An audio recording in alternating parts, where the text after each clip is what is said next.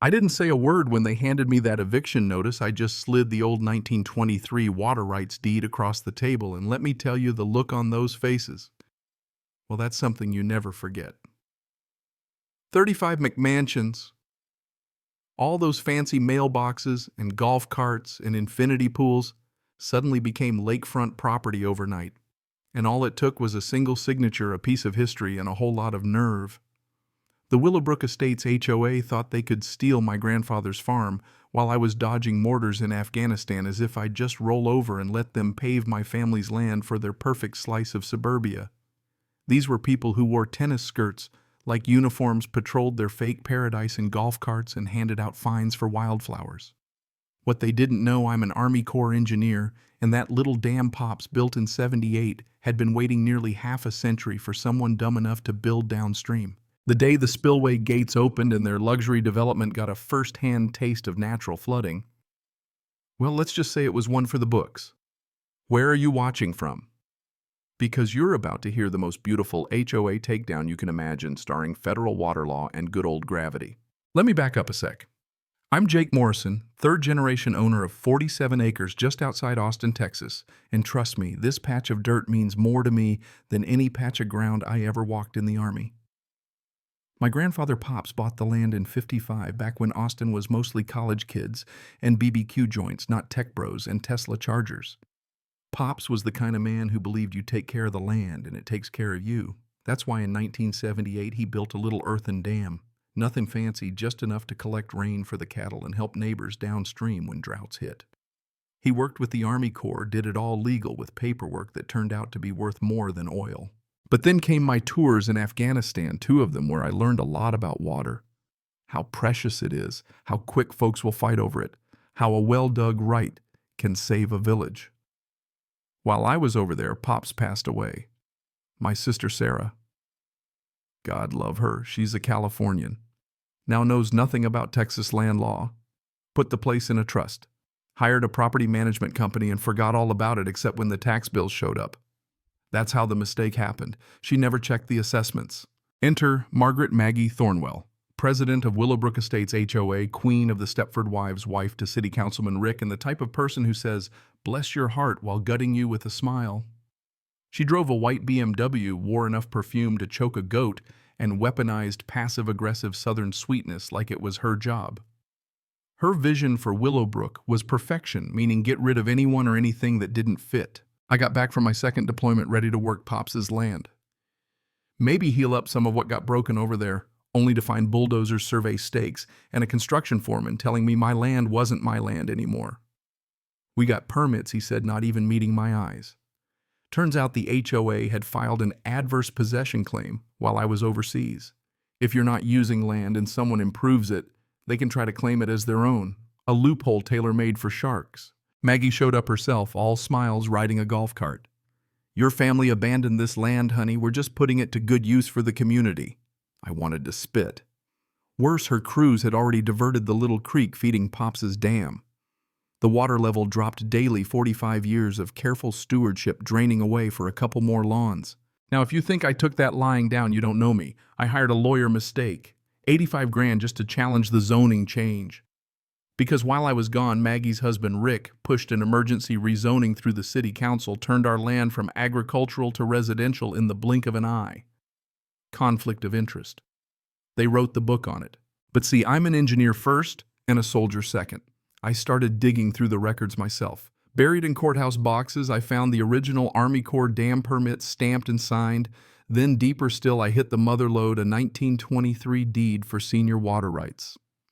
My great-granddad's signature, older than the city, older than any HOA, older than every McMansion on that floodplain. Maggie, meanwhile, went full propaganda. Local news, social media, neighborhood apps, painting me as an unstable vet, a public hazard. A guy one late-night snack away from snapping. But her playbook was all intimidation, neighborhood safety patrols parked at my gate, constant citations for unsightly farm equipment. Even a wellness check from the VA after she called in a complaint. And when Rick's city buddies started sending inspectors building fire health animal control all on the same day, I knew the squeeze was on. You know what's funny? Bureaucracy works both ways. I called my old Army buddy Tony now with the EPA.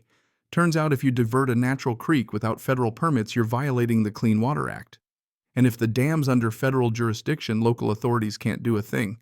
So I started documenting everything: trail cameras, water samples, flow meters. But the harassment kept coming. Rick ordered an eminent domain hearing, tried to buy me out for peanuts, 1/5 what the land was worth. Maggie ran a hit piece in the local paper. But all the while I was building alliances: my neighbor, Mrs. Chen, whose garden had withered; Miguel Santos, whose family farm lost water; every downstream neighbor who'd ever counted on Pop's dam. Turns out Maggie had done this before her last HOA got slapped with a $2.3 million EPA fine in Houston for a similar stunt. Then the rains came. Heavy, the kind that makes Texans nervous. I'd been preparing. I found Pop's handwritten dam journals, calculated the spillway capacity, mapped the original creek course with my drone, even filed emergency motions with an environmental lawyer, Amanda Cross, who joined the fight pro bono. Maggie upped the ante with private security and more sabotage. Her goons caught on my trail, cams dumping concrete in the spillway at 2 a.m. Tony tipped off the sheriff, and they were arrested trying to protect community infrastructure with bags of quikrete. With federal investigators inbound, Amanda filed the paperwork to document every violation, every bit of fraud on the HOA's insurance and bank loans, every fake environmental assessment. The pressure was on. Maggie tried a last-ditch effort called Veterans Mental Health Services, tried to get me held on a psych watch. Didn't work. I just told the truth. And then time to act. Early morning, just before dawn, with the feds on site and the HOA live streaming the scene, I opened the spillway gates. Not full blast, just enough to let water find its rightful path right down the old creek bed, flooding nothing but the illegal development's decorative rock beds and washing away their sandbags. You should have seen Maggie's face. She screamed about terrorism and unstable veterans, but the federal agent just shook her head and said, "Ma'am, he's restoring agricultural water flow in compliance with federal law." Miguel dipped his hands into the water. First time in 18 months, his farm had gotten a drop. Mrs. Chen brought out tea for the crowd. The local news had a field day, their cameras catching Maggie's meltdown live. Amanda unveiled bank documents showing Rick's company had lied to secure millions in loans without water rights. Those homes were worthless. Rick lost his city council seat before lunch. The courtroom showdown. Let's just say it was standing room only. Maggie's lawyers wheeled in expert witnesses, psychiatrists who'd never met me, damage estimates that would make Hollywood blush. But when Amanda stood and laid out every piece of paper, the Army Corps permit, the water rights deed, Pops's journals, the EPA violations, there was nothing left for them to say. Tony, the EPA man, gave testimony that nailed the coffin shut: 3 separate federal violations, documented fraud, destroyed habitat, the works. Judge didn't just throw out the restraining orders, he warned Rick and Maggie about obstruction of justice as the feds led Rick out in handcuffs. The crowd outside, half of them hugged me, the other half just stared, finally realizing the HOA wasn't saving them, it was fleecing them. 6 months later, Rick was in prison. Maggie was bankrupt, and Willowbrook Estates HOA dissolved faster than a sandcastle in a hurricane. My property value shot up, the creek restored, and the community formed a new association focused on actual stewardship instead of tyranny. The best part, I bought back Miguel's farm at auction and handed him the keys. Mrs. Chen's garden flourished again. Wildlife came back. Pop's Dam became a case study for responsible water management, and the state designated Willow Creek a permanent conservation corridor. And as for me, I found a piece I didn't know I was missing. Amanda and I, well, let's just say fighting environmental crime together builds a hell of a bond. We started a scholarship for rural water management, helped other communities fight their own battles, and even through an annual festival on the creek's banks, kids swimming, families picnicking, no McMansions in sight. Here's the thing, sometimes you have to flood the valley to save the creek, but you never do it alone.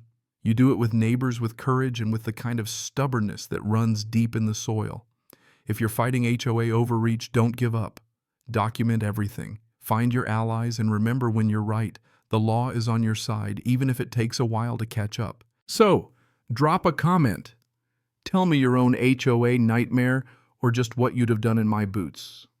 Do you think justice was served, or did I go too far? Hit subscribe if you want to hear about the time my neighbor cut power to City Hall during the mayor's wedding, because sometimes water's not the only thing that needs to flow free. Willow Creek runs clear now, and that, folks, is how you turn a stolen farm into a community's redemption.